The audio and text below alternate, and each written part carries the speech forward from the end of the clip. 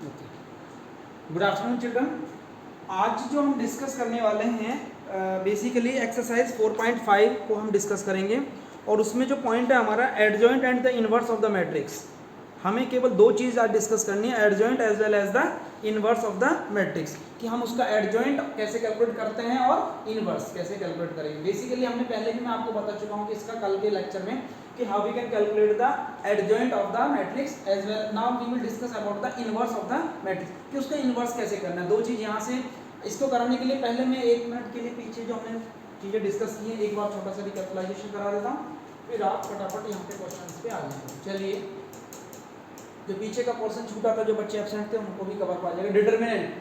Determinant के बारे में मैंने आपको पहले ही बताया। What do you mean by determinant, होता क्या है ये बताया था आपको। क्या होता है Kuldeep determinant?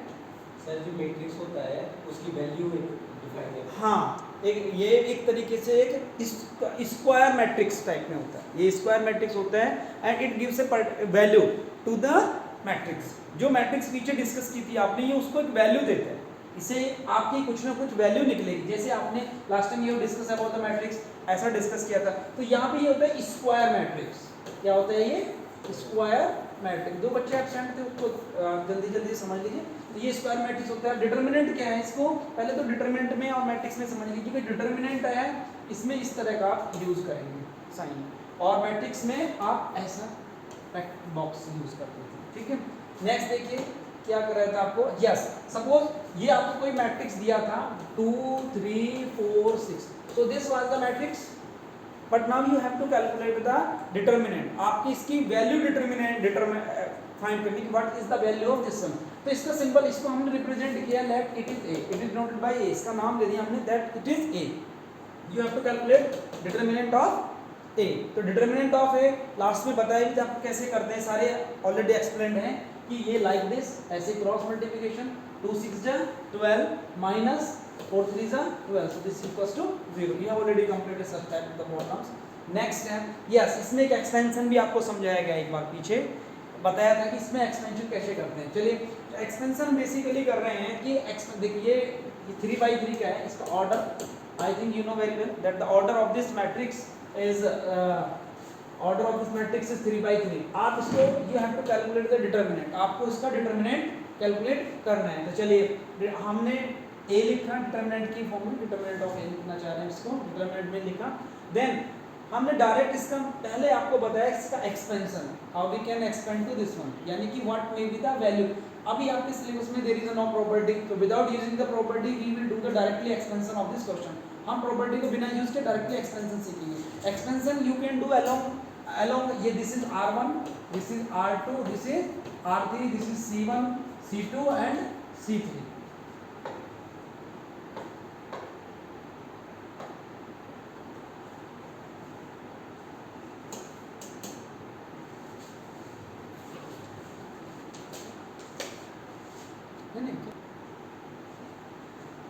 So now this one, अब आप इसका एक्सपेंशन कर सकते हैं आप C1 C2 C3, या तो आप इसका एक्सपेंशन R1 के अलोंग कर सकते हैं, R2 के along, R3, either C1 C2 C3। आप किसी के भी अलोंग इसका एक्सपेंशन कर सकते हैं, but better to do the expansion along R1, क्योंकि हम R1 के अलोंग करेंगे थोड़ा जल्दी स्पीडली हो जाता है, हमारा हैबिट थोड़ा उसी की बढ़ जाती है, क्योंकि नीचे जाने की जरूरत नहीं, ऊपर स्टार्टिंग से ही हम कर देते हैं, तो क्वेश्चन थोड़ा इजीली हो जाता है, टाइम थोड़ा कम लगता है। तो देखिए, इसमें मैंने साइन कन्वेंशन आपको यहाँ पे बता भी रखा है, जैसे ये plus minus plus minus plus minus plus minus minus, ये याद रखना। अदरवाइज आपको पीछे एक बार फॉर्मूला ही बताया था कि हाँ फॉर्म में मैट्रिक्स था ना, इसको मैट्रिक्स फॉर्म करें इफ ए आई जे, ऐसे कुछ लिखा था ना। yes. आपका लिखा था ए आई जे इक्वल टू दिस, तो यहाँ पे आप कर दे भी थे आई प्लस जे ए आई जे, कुछ ऐसे करके दे देता था ना आपको, तो उस तरीके से यहाँ से। तो आपका जो ये पहला वाला होता है plus minus plus then minus plus minus plus minus plus, so this is the sign convention you have to memorise, to this इसको याद रखना है। अब एक्सपेंशन कर रहे हैं R1 के अलोंग एक्सपेंशन कर रहे हैं, तो फर्स्ट ये एलिमेंट एज इट इज, इसको first element first row first column को कवर किया, तो ये प्लस साइन आया, फिर ये 3 ये लिखा। नेक्स्ट में यहाँ पे आप माइनस लगाएंगे, माइनस और यहाँ पे कितना है 2, फिर फर्स्ट रो सेकंड कॉलम गया, फर्स्ट रो सेकंड कॉलम गया, तो कितना बचा -2 -4 -1 5, ठीक है। फिर थर्ड आ गया है प्लस, प्लस लगाया सी, फिर फर्स्ट रो थर्ड कॉलम गया तो -2 3 -1 0, -2 3 -1 0। Then after expanding simply expansion किया है, 3 5 जा 15 0 -2, ये 2 5 जा 10 माइनस माइनस, ये माइनस माइनस प्लस और माइनस आना है तो this is 4। So this is like this. तो simple after simple calculation you come to know 52। ये पहले आपने कर चुके हैं, पीछे भी आपको बता चुका हूँ मैं सारी चीज़ें, तो थोड़ा देख लीजिए इसको, ज़्यादा डीपली नहीं पढ़ा रहा हूँ। अगेन ये this is the important part in the exercise 4.1 you have to calculate the simple value of the determinant. आपको वैल्यू क्या निकल के आएगी, अभी एक्सपेंशन किया है, अभी जो पीछे एक्सपेंशन किया है सेम वही है। You have to calculate the determinant A, determinant of A equals to 3, फिर फर्स्ट रो ये ना फर्स्ट रो फर्स्ट कॉलम गया डायरेक्ट किया है 0 0 0 माइनस, एक में पास से लगाना माइनस माइनस प्लस, और ये माइनस था तो ऑलरेडी प्लस माइनस माइनस हो गया 5 बन जाए 5, ठीक है वरुण, इसे तो बेटा प्लस, तो अब यहाँ पे माइनस लेते हैं आप, minus again minus minus plus, तो 1 ले लिया, फिर फर्स्ट रो सेकंड कॉलम तो 0 0 0 और माइनस माइनस प्लस 3 बन जाए 3, सेम सेम से -2, अब इसको ले लिया -2 प्लस माइनस, यहाँ तो माइनस लेना ही है। अब इसमें क्या ये गया और ये गया तो बचा 0 5 तो 0 और 0 0 0 like this. So after simple calculation you come to know the determinant of a equals to -12। I think it is clear. तो यहाँ तक भी आपने कैलकुलेट किया है, आगे देख लीजिए, ये सेम क्वेश्चन है, बहुत इंपॉर्टेंट क्वेश्चन है, 8 क्वेश्चन आता है पेपर में, क्योंकि यहाँ पे कंफ्यूजन रहता है कि कई बार वो इसको ऐसे कर देना है तो फिर कुछ और ही कहानी बदल जाएगी। यदि ऐसे कर दे तो आपको कंपेरिजन करना था, यदि ऐसे किया तो आपको कंपैरिजन करना था, क्योंकि ये मैट्रिक्स बन जाता। अब क्या है ये इस टाइप से, so that means it is determinant. So first of all you have to calculate the value of this type, this determinant and then value of this determinant, both are equal, and after calculating you will calculate the value of x, x equals to 6। I think it is clear to you. यहाँ तक किसी को कोई भी problem नहीं है, important question है, अक्सर आता है पेपर में और कंफ्यूजन होता है, क्योंकि देख लेना साइन कौन सा है, डिटरमिनेंट का है, क्वेश्चन को सेम उठाएगा वहाँ से, बट आफ्टर वो साइन को चेंज कर देगा, आपको दिमाग में वही फिर रहेगा कि ये तो मैंने मैट्रिक्स का किया या मैंने डिटरमिनेंट का किया, तो देख के ध्यान से करना, क्वेश्चन आ जाता है पेपर में। नेक्स्ट देखिए, area of triangle, I have already told you area of triangle कैसे कैलकुलेट करते हैं। यहाँ से भी क्वेश्चन बहुत कम पूछा जाता है, बट थोड़ा मालूम होना चाहिए। एरिया ऑफ ट्रायंगल बेसिकली आपने उसमें पढ़ा था ना 10th क्लास में, half of x1 into y2 minus y3 plus x2 like this, ये उसी फॉर्मूले से बना है। तो वर्टेक्स सपोज यहाँ पे ट्रायंगल दिया है, इसके वर्टेक्स है x1 y1 x2 y2 x3 y3, then area equals to half of x1 y1 1 x2 y2 1 x3 y3। after when you will expand to this one you will get the same result which you have already get। तो next question देखिए, इसमें ये एक example कराया था मैंने, थोड़ा सा पढ़ लेना इसको, उस दिन अच्छे से समझाया था आपको कि आपको with the help of area of triangle find out the equation of line. ये एग्जांपल शायद 18 था, एग्जांपल 18 है ये, यू शुड चेक इट, कि आपको दिए थे कि these points were given to you, you have to calculate the equation of line with the help of area of triangle. आपको एरिया ऑफ ट्रायंगल की हेल्प से इक्वेशन ऑफ लाइन फाइंड करनी थी, ठीक है ना। तो ये लाइन फाइंड करने के, अब आप सोचिए आपने क्या किया, जब लाइन दी आपको 2 पॉइंट दी, बेसिकली 2 पॉइंट से कभी भी ट्रायंगल नहीं बनेगा, it will never form a triangle. So if we are forming any triangle, at least first condition is this, that means minimum 3 points must be there, and the second condition is 3 point must not be collinear. ये point collinear नहीं होने चाहिए। If these 3 points are collinear, then again it will not form the triangle. Is it form the triangle और not? Natural सी बात है, triangle यदि collinear है, मतलब points are collinear, then it will not form the triangle. So हमने consider किया है यहाँ पे कि let one third point is also there and its coordinate is x1 and x and y, coordinate is x and y। अब since 3 points are there and they all the 3 points are lying on the same line, since in other sense we can say that the point ABC are collinear. If point ABC are collinear, that means they will not form the triangle, and if they are not forming the triangle, then area of the triangle will be, जब triangle बन ही नहीं रहा तो area of triangle क्या होगा?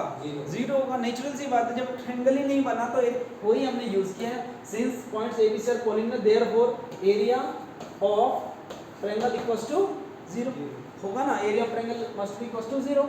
सो area equals to, area what is the area? Area होता है half of, अभी बताया था x1 x2। अब आप इसमें पॉइंट से कोई टेंशन नहीं है, कोई सा कहीं भी ले लीजिए। ये मैंने 0 0 इसलिए लिए हैं क्योंकि एक्सपेंशन करना है R1 के अलावा, तो यहाँ पे 2 टर्म ऑटोमेटिकली जीरो ही हो जानी है। शायद आगे किया हो, देख लेते हैं। हाँ यस किया है ये आगे, समझाया है करके। तो ये जीरो कर देखो, ये जीरो हो गया, ये जीरो हो गया, अगला थर्ड वाला देखो प्लस। ये साइन भी ध्यान रखना है, साइन हमेशा याद रखना है, और साइन का नहीं तो ऐसे भी याद रखते हैं, ये ऐसे होता है, ये बनता है ये वाला क्या नेगेटिव, ये नेगेटिव, ये नेगेटिव, इस तरह से याद रखना है लाइक दिस। शक्तिमान का सिंबल जो होता है लाइक दिस, शक्तिमान देखते थे ना बचपन में अपन लोग, ये वही है, कुछ इसी तरीके से याद रखना है कि अब आप शक्तिमान बन गए हैं सारे बच्चे, ठीक है। नहीं शक्तिमान भी याद रखो, कहाँ कहाँ नेगेटिव है वो उसको निकाल देता था, वही काम आपको करना है। After simple simplification you come to know y equals to 3x। So this is the equation of line, ये लाइन की इक्वेशन हमारे पास मिल गई है। नेक्स्ट बच्चा देखिए, एक क्वेश्चन दिया था आपको, ए दे रखा था अभी, हाँ इसी का सेकंड पार्ट था कि if again find the value of k की वैल्यू कैलकुलेट करो if d coordinate of d is k0 and area of the triangle is 3 unit. जब भी कभी आपको एरिया ऑफ ट्रायंगल दिया जाए, whenever area of triangle is given, तो you must take the positive and minus sign, positive and negative sign. यदि आपको area of triangle given है तो आपको पॉजिटिव नेगेटिव साइन लेके चलने हैं। रीजन क्योंकि एरिया ऑफ ट्रायंगल क्या होता है, बेसिकली एरिया ऑफ ट्रायंगल अमूमन होता है हमारा, जैसे भी एरिया आप कैलकुलेट करेंगे वो हमेशा पॉजिटिव ही होता है। बट यदि कोऑर्डिनेट, क्योंकि वो कोऑर्डिनेट जिस भी एरिया से निकलता है, आपको पहले ही बताया था, क्योंकि ये एक्स एक्सिस होता है और हमारा ये वाई एक्सिस होता है। तो यदि एरिया ऑफ ट्रायंगल कैलकुलेट कर रहे हैं तो वो कोई ज़रूरी नहीं है कि ट्रायंगल इसी क्वाड्रेंट में फॉर्म हो रहा है, ट्रायंगल यहाँ भी फॉर्म हो सकते हैं और यहाँ भी फॉर्म हो सकता है, तो किसी भी कोऑर्डिनेट तो जा सकते हैं ना। तो इसलिए वो कोऑर्डिनेट, क्योंकि इस कई बार देखा ना, ये भी इक्विलेटरल ट्रायंगल है, आप ऐसे समझें, और ये भी इक्विलेटरल ट्रायंगल है, तो इसका एरिया अलग होगा, इसका एरिया अलग होगा, क्योंकि इसका साइज डायमेंशंस चेंज है। आप सोचिए ना, नाम के लिए both are the same, equilateral triangle and other equilateral triangle, but area are different. भाई जब इक्विलेटरल ट्रायंगल सेम है तो एरिया भी सेम होना चाहिए, नहीं, it depends on the dimension. तो एरिया तो हम कह सकते हैं कि एरिया जैसे सेम है तो सेम एरिया आएगा। तो नेचुरल सी बात ये है कि इसकी जो डायमेंशंस हैं, ये वाले ये तो चेंज हो सकते हैं ना, क्योंकि कोई ट्रायंगल जरूर, मतलब ट्रायंगल अब इतना, ये ट्रायंगल यहाँ रखो या यहाँ रख लो, इससे क्या फर्क पड़ता है। अब यदि दो ट्रायंगल है सेम ही है तो चाहे यहाँ पे रखो या यहाँ पे सब्स्टिट्यूट करो, एरिया तो सेम ही आएगा। तो वही केस है, मगर ये डायगोनल्स इसके चेंज हो, सॉरी इसके जो वर्टेक्सेस हैं वो चेंज हो जाएंगे। समझ गया है ना वरुण, किसके वर्टेक्सेस हमारे चेंज हो जाएंगे, क्योंकि यदि फर्स्ट क्वाड्रेंट में है, सेकंड में है, थर्ड में, तो after calculating area of triangle आप सिंपल से रख दिया आपने, और एरिया ऑफ ट्रायंगल दिया था 3, इसको सिंपल सिंप्लीफिकेशन के बाद you come to know that is k equals to ±2। तो ये हमारे पास डायगोनल, इसके जो भी कोऑर्डिनेट आगे d की जो k की वैल्यू पूछी गई थी। आगे क्वेश्चन देखिए, ये माइनस कोफैक्टर, माइनस आपको बताए थे, माइनस क्या होते हैं, कोफैक्टर क्या, यहाँ से हमारा पार्ट शुरू होता है, that is a very important part from this here कि you have to calculate the minors as well as the cofactor. Minor क्या होते हैं, माइनर आपको पहले भी मैंने एक बार थोड़ा सा बता, देखिए सीधी सी बात है, यहाँ आप हैं, ये आप हैं, या एक ये दो आपको पिक्चर दिखाई दे रही, चलो आपको ये वाला मान लेते हैं, ये आप हैं और ये आपके फादर हैं, नेचुरल सी बात है। तो फादर भले ही हम पोस्ट में हमारे पापा जो भी करते हैं व्हाटएवर में भी, बट हम कई बार ऐसा होता है कि हम या हमारे जो आप लोग हैं, आप अपने पापा से भी अच्छी पोस्ट पे निकल जाते हो, तो आपकी वैल्यू थोड़ा सा ज़्यादा है, मगर आप पापा से अभी भी छोटे ही हो। ऐसा नहीं कि आप IAS IPS बन गए तो पापा को भूल जाओगे, नहीं ऐसा नहीं करना, वो अलग बात है। पापा IAS IPS नहीं है, वो मैटर नहीं है, मगर मैटर ये है कि वो पापा हैं, हमें उनकी वैल्यू फिर भी ज़्यादा है हमसे। सेम सेंस ये करना है कि यहाँ जो माइनर है ना, माइनर कहाँ से निकलेंगे, माइनर वही आपकी जो मैट्रिक्स दे रखी है उसी से माइनर निकलेंगे, आप जो आपको गिवन है ना वहीं से माइनर निकलेंगे। आप जैसे पूछ लिया कि माइनर बताओ किसी भी इसका, तो माइनर कैसे निकलता है, कोई भी आपको दिया गया है, जैसे ये दे दिया आपको कोई मैट्रिक्स दिया है, ये डिटरमिनेंट लिखा है मैंने, ये आप इस डिटरमिनेंट में आपको कैलकुलेट करना है माइनर्स, और माइनर्स का है जैसे M11 निकालना है, फर्स्ट रो फर्स्ट कॉलम, तो उसको ड्रॉ करिए, फर्स्ट रो फर्स्ट कॉलम और जो एलिमेंट उसके इंटरसेक्शन पॉइंट पे है दैट इज द माइनर, ये लिख दिया यहाँ पे। सर जो डिटरमिनेंट बच गया है, यस समझ में आया। यस। अब यहाँ से एक सेंटेंस गलत निकला मेरे माउथ से कि अब इसी को सोचते हैं क्या, कि मैंने कहा कि जब जो फर्स्ट रो फर्स्ट कॉलम को जो इंटरसेक्शन किया वही एलिमेंट आया माइनर, ये तो माइनर नहीं है, माइनर क्या है, जो एलिमेंट बच गए। वो इस क्वेश्चन को देख के थोड़ा सा कंफ्यूजन था, तो फिर ये क्या है, ये तो एलिमेंट है, यस ये एलिमेंट है, और इस एलिमेंट का नाम क्या है, A11, इस एलिमेंट का नाम है A11। एलिमेंट खोजना है, जैसे इसमें पूछा ये एलिमेंट है A11 एलिमेंट, और जो बचते हैं वो होते हैं हमारे माइनस। तो वो बचे उसको सिंपल सॉल्व करने का जो तरीका आप जैसे करते थे वही डिटरमिनेंट की हेल्प से सॉल्व करते थे वैसे सॉल्व किया। जैसे एक थोड़ा कंफ्यूजन है तो दूसरा भी लेते हैं M12 का मतलब फर्स्ट रो सेकंड कॉलम को कैंसिल किया तो ये बचे 6 1 4 -7 ये बचे। इसको सॉर्ट आउट करने के बाद में हमारा सिंपल विदाउट साइन, कुछ नहीं किया हमने, साइन वाइन नहीं लगाए, जो साइन कन्वेंशन अभी आपको समझाया था थोड़ी देर पहले शक्तिमान वाला, उसको शक्तिमान को छोड़ देंगे, अभी बिना शक्तिमान के काम कर रहे हैं। माइनर है ना, अभी हम बिना शक्तिमान के काम कर रहे हैं। तो हमने किया कि ये कैलकुलेट कर लिया, कैलकुलेट करने के बाद में इसी में आप पूछेगा कि कोफैक्टर कैलकुलेट करो, कैलकुलेट द कोफैक्टर। तो कोफैक्टर यही से होंगे, केवल इनके पीछे शक्तिमान वाले साइन लगाने हैं। समझ में आया? और शक्तिमान वाले साइन जैसे A11 है, इसमें क्या, या तो आप फॉर्मूला याद रखो माइनस ये -1 raise to the power i plus j aij करके रख लो, नहीं रख सकते तो कोई बात नहीं, किसी ने कहा भी नहीं है कि आप याद रखें। प्लस अभी बताया था ना आपको, यहाँ पे शक्तिमान बनता है इस तरीके से, ये सारे शक्तिमान हो गए। दूसरा एलिमेंट माइनस, यहाँ पहला, यहाँ फिर ये वाला इस तरीके से। तो पहला बाकी तो पॉजिटिव है, तो इसमें क्या कराना माइनस, इसमें A11 में तो पॉजिटिव साइन आता है लगाया, बाकी एज इट इज इसको लेकर। A12 में क्या आया, यहाँ पे ये नेगेटिव आएगा तो ये नेगेटिव लगाया, और ये नेगेटिव तो नेगेटिव, ये positive. Similarly you can calculate this one. So हमारा माइनस का और जो इसका कोफैक्टर्स का है, ये सिलसिला आई थिंक आपको समझ में आया होगा, इसमें कोई ज़्यादा मुश्किल नहीं है। आपको माइनस निकालने, माइनस वो होते हैं कि जहाँ पे आप जो भी लिखा है फर्स्ट रो फर्स्ट कॉलम, जो भी पूछा है आपसे A12 मतलब M11 M12 कुछ भी whatever he want to calculate you, जो भी आपको वर्क दे रहे हैं उसको करने के लिए सिंपल, कोई ज़्यादा प्रॉब्लम नहीं है। तो आप उसको क्या करना चाह रहे हैं, आपने इसको जैसे ये किया M13 को कैलकुलेट करना चाह रहे हैं, तो माइनस को मतलब फर्स्ट रो थर्ड कॉलम को डिलीट करिए, बाकी जो बचा उसका आप डिटरमिनेंट कैलकुलेट करिए, फिर उसको शक्तिमान के पास दे दीजिए। शक्तिमान के पास देने के बाद में you will calculate the cofactor. तो कोफैक्टर, अब कोफैक्टर जैसे निकलते हैं आपको कोफैक्टर मैट्रिक्स भी बनाना है। देखिए आगे क्वेश्चन में क्या आता है, इस क्वेश्चन को आप कर लेंगे। हाँ यस, आज का जो पॉइंट पे हम क्वेश्चन करने वाले थे ये था यहाँ से एड जॉइंट के बारे में थोड़ा सा कुछ डिस्कस करेंगे, फिर देखते हैं एड जॉइंट के बारे में आपको बताना है। एड जॉइंट का मतलब क्या होता है, adjoint it is the transpose of cofactor matrix. जो कोफैक्टर मैट्रिक्स बनेगी, अभी I told you that means first of all you should calculate the cofactor, then you will make the matrix with the help of cofactors. Is it okay?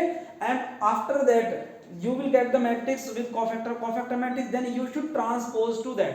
अब transpose क्या बीमारी है ये समझने की कोशिश कीजिए। Transpose, I have again told you many times that mean transpose is the word which is made with the help of two word trans plus pose. Trans का मतलब ये समझ जैसे translation, transfer, transformer, whatever it may be, translation. Trans का मतलब transaction, even transaction you can see. Transaction में क्या होता है, जो पैसा आप एटीएम में, you are going to the ATM में आप जा रहे हैं, एटीएम में क्या कर रहे हैं, I am doing the transaction, आपके पीछे कोई खड़ा है, आप कहते हैं भैया wait, I am just coming because I am my transaction is continue या my transaction is going on.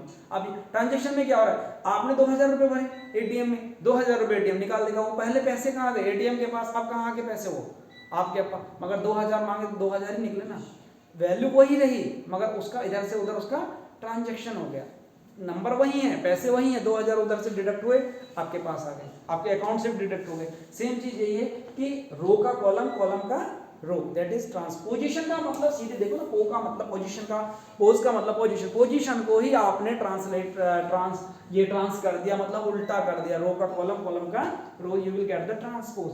तो मैं अब इसमें करना क्या है, एडजॉइंट कैलकुलेट करने के लिए ये यहाँ पे समझाया भी गया है कि सबसे पहले आपको मैट्रिक्स तो गिवन दी होगी, after that you have to find out the cofactor, then you will find out the cofactor. After calculating the cofactor you will form a cofactor matrix, ये लिखा है, you will form a cofactor matrix, and after forming cofactor matrix you have to do the transpose of that matrix। आपको उस matrix का क्या करना है, transpose. और ट्रांसपोज कैसे होता है, changing r to column, column to r, रो से कॉलम, कॉलम से रो में उल्टा कर दी, इधर की रो को पकड़ के कॉलम बैठा दिए, इधर को पकड़ के ऊपर बैठा दीजिए, इधर को पकड़ के नीचे बैठा दीजिए। तो I think it is clear to one of you.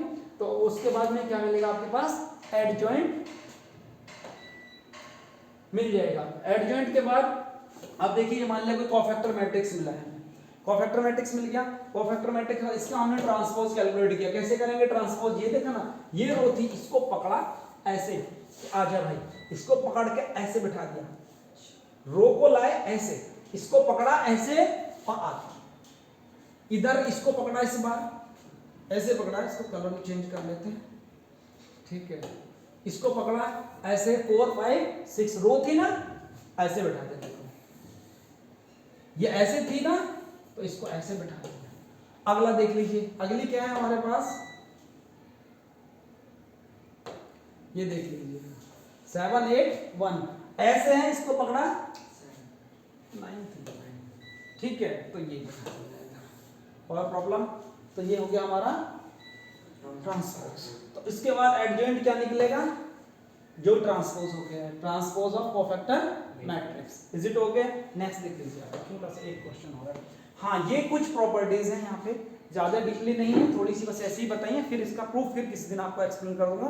अभी हम इस पे बेस्ड क्वेश्चंस करेंगे, later on I will explain how we can form this property. पहला देखिए, sorry, A adjoint A equals to adjoint A into A equals to determinant of A into I. ये देखिए, कोई प्रॉब्लम नहीं है। चलिए, ए में क्या है, ए तो आपको पता ही है, ए फादर है, उसके साथ एडजॉइंट है, उसका बेटा है, छोटा कोई भी है उसके साथ है, या फिर बेटा है फादर, दोनों एक ही बात है, डॉट आ रहा है सिंपल, ये इसका फादर बेटा, बेटा फादर, दोनों एक साथ जा रहे हैं। तो आफ्टर ऑल वैल्यू किसको देंगे, यदि किसी रिश्तेदारी में दोनों पहुंच जाते हैं, कहीं रिलेशन में कोई भी पहुंच जाते हैं सपोज, तो किसको वैल्यू देंगे, वो घर वाले जाके इसको एडजॉइंट को देंगे या फादर, मतलब बेटे को देंगे या फादर को देंगे, नेचुरल सी बात है, बेटे को देंगे, बेटे को देंगे जरूर, और उसके साथ बता देंगे कि उसके साथ एक और आया है, उसका बेटा उसके साथ, और वो तो छोटा सा है, छोटा सा बेटा है, आई आई मतलब आइडेंटिटी मैट्रिक्स, ये यूज करेंगे, इसको इंपॉर्टेंट पार्ट है। नेक्स्ट देखिए, यही समझा है, बाप बेटा है, बेटा है बाप है, तो ये बाप ही आएगा, बाप के पास ये थोड़ा बस उसको बस इसको ध्यान रखना पड़ेगा ना साथ साथ, और ये खुद है आइडेंटिटी। नेक्स्ट देखिए, adjoint, determinant of adjoint, this is very important. ये n क्या है, this is n is order, ये जरूर आएगा क्वेश्चन, यहाँ से पूछा भी जाता है। Determinant of adjoint a equals to determinant of a raise to the power n minus 1। एक है a matrix is said to be singular, कल भी बताया था कुछ बच्चों को, तो इसके डिटरमिनेंट a इक्वल्स टू, ये आपसे क्वेश्चन बनेगा कि find the value of x, ऐसे कोई क्वेश्चन देगा 1 2 3 x ऐसे कुछ करेगा, find the value of x if the matrix is singular. तो सिंगुलर है तो आप कर देंगे डिटरमिनेंट इक्वल्स टू 0, और डिटरमिनेंट आपको आती है x - 6 इक्वल्स टू 0, तो x इक्वल्स टू क्या आएगा 6। So this type the question will be there in the examination paper, 100% आता है, इन दोनों में से एक क्वेश्चन बनता है हमेशा। एक और चीज जो ए इनवर्स की बात कर रहे थे, आज हमें करना है, तो ए इनवर्स क्या होता है, adjoint of A divided by determinant of A, adjoint of A divided by determinant of A. अब आपको सब कुछ तो कैलकुलेट करना आता है, एडजॉइंट ए भी कैलकुलेट करना आता है, डिटरमिनेंट ऑफ ए भी कैलकुलेट करना आता है, सब कुछ हो जाएगा। एक क्वेश्चन देख लेते हैं, फिर इसके बाद ही क्लास कंप्लीट हो जाएगी। देखिए 4.5 में ये पहला क्वेश्चन है कि आपके पास एक गिवन था, यू हैव टू कैलकुलेट, आपको प्रूफ करने के लिए कहा था कायदे में, कौन सा, A adjoint A equals to adjoint of A into A equals to determinant of A I, वो प्रॉपर्टी प्रूफ कराना चाह रहा था इसके हेल्प से। तो कोई पंगा नहीं है ना, आप सीधा सीधा सा आपसे ये वो चाहता है कि ये वाली प्रॉपर्टी प्रूफ करो वहां पे, तो कोई बात नहीं, ए है ही आपके पास, एडजॉइंट ऑफ ए की जरूरत है, तो एडजॉइंट ऑफ ए निकालो ना। तो पहले हम एडजॉइंट ऑफ ए के बारे में सोचते हैं, तो you have to calculate the adjoint of A. तो for calculating the adjoint of A, naturally you have to calculate the cofactors, and cofactor I told you, cofactor means you have to become a Shaktimaan, आपको शक्तिमान बनना पड़ेगा, और शक्तिमान के पास sign होते हैं, बाकी आपको पता ही है, बाकी कुछ लेना नहीं, यानी कोफैक्टर के लिए आपके पास शक्तिमान, क्योंकि शक्तिमान के अंदर बहुत सारे फैक्टर दिखाते थे ना, टीवी में दिखाते थे, एक इधर से आ रही है, एक पावर उधर से, लाइक किसी से दिखाते थे ना, तो वही आपको प्लस माइनस साइन का कन्वर्जन याद रहेगा। देखो प्लस माइनस प्लस, ये बताया ना,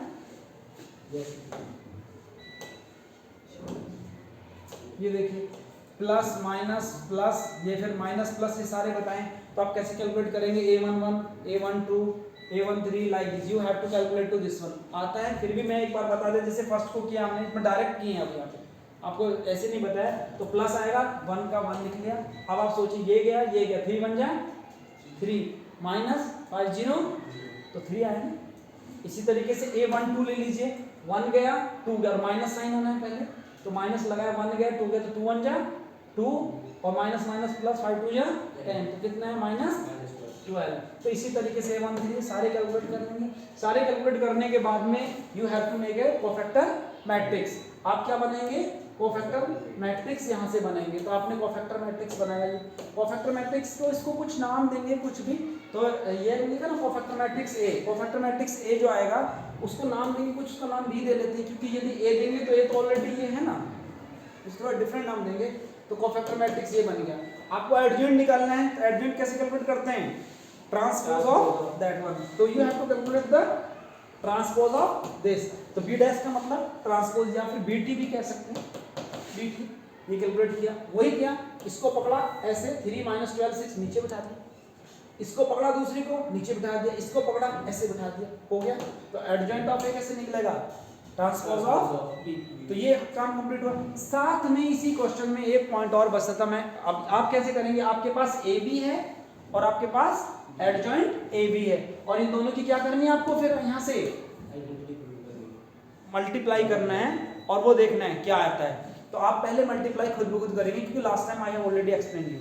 आपको मैट्रिक्स में सारी चीज सिखा चुका हूँ कैसे कैसे मल्टीप्लाई करते हैं। नहीं होगा I will explain to you later on, but इस काम को आप खुद करेंगे। मैं जो बताना चाह रहा हूँ यहाँ पे इसी क्वेश्चन के हेल्प से आपको ए इनवर्स भी बता देना चाह रहा हूँ। अब ए इनवर्स कैसे होता है? Adjoint of A divided by determinant of A. तो आपको उसके लिए क्या जरूरत है? एडजॉइंट ए तो आपके पास आ ही गया है, आपको किसकी जरूरत है? एक डिटरमिनेंट ऑफ ए, क्योंकि अभी तो बताया था फॉर्मूला, देखो क्या होता है, ये होता है ना adjoint of A divided by determinant of A. ये तो निकल चुका है, आपका क्या चाहिए? इसका डिटरमिनेंट चाहिए। तो डिटरमिनेंट चाहिए तो देख लीजिए यहाँ पे, ये मैंने इसको दोबारा लिखा है, A I have written here A and A की वैल्यू कैलकुलेट की। तो ए की वैल्यू कैलकुलेट करने के बाद सिंपल एक्सपेंशन किया without using the property, directly expanding along R1। सीधा a इक्वल टू कितना है? 27। So a is not equal to 0। इस लाइन को भी लेटर ऑन एक्सप्लेन करूंगा अभी कि a is not equal to 0, therefore a inverse exist करता है। तो a इनवर्स क्या आएगा? Adjoint of a divided by determinant of a।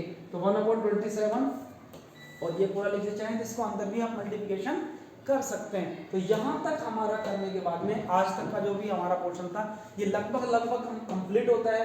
इसमें जो प्रॉपर्टी बची है अब आपको करना क्या है? आपसे पूछा गया है A adjoint of A equals to adjoint of A into A equals to determinant of A I. अब आपके पास सब चीज तो है, सब चीज है ना आपके पास। देखिए यहाँ पे क्या, ए आपके पास है, एडजॉइंट ऑफ ए भी है, तो आप ए एडजॉइंट ऑफ ए को कैलकुलेट करेंगे। इसी तरीके से एडजॉइंट ऑफ ए इनटू ए को कैलकुलेट करेंगे। और डिटरमिनेंट ऑफ ए आई, इसका मतलब क्या है? ए की वैल्यू तो इसकी तो मुझे भी मालूम, अभी बताया 27, और आई की वैल्यू कितनी है? 1 0 0 0 1 0 0 0 1। तो चाहें तो इसको इतना भी लिख सकते हैं 27 0 0 0 27 0 0 0 27। आप देखेंगे कि इन दो की जो वैल्यू आएगी ना वो यही आएगी कैलकुलेट करके। So it will be proved. तो यहाँ से जो कुछ क्वेश्चंस हैं, जो इंपॉर्टेंट पोर्शन था वो लगभग कुछ कंप्लीट हुए हैं, कुछ क्वेश्चंस बचते हैं। Tomorrow will discuss the rest questions. So I think the concept of the cofactor, basically you have to focus on the concept of the cofactors as well as minors and a inverse. So these three concept, especially cofactor का concept आपको clear होगा मुझे लगता है, उसमें कोई problem नहीं आएगी। थोड़ी चीज़ें बना के कोरिलेट करके you should try to things correlate with your day to day life. आप हर चीज़ को अपनी लाइफ से कोरिलेट करो तब कुछ जल्दी से समझ में आए। कोई प्रॉब्लम नहीं है, बहुत सिंपल पार्ट है। तो बाकी क्वेश्चंस आप खुद भी कर सकते हैं, जो बचते हैं लेटर ऑन डिस्कस करेंगे। Thank you very much.